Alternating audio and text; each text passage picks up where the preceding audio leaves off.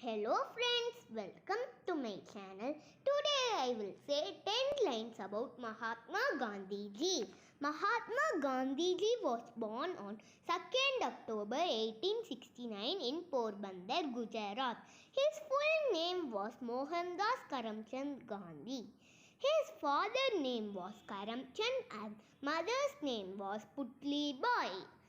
Gandhiji is also known as Bapu and father of the nation. He was a great follower of peace and non-violence.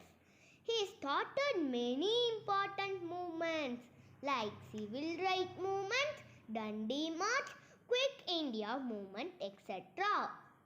His birthday is celebrated every year as Gandhi Jayanti. Mahatma Gandhi believed in simple living and high thinking. This great leader of our country died on 30th January 1948 and today is Martyrs' Day. Gandhiji's life is an inspiration for all of us. Thank you for watching. Like, share, subscribe and comment.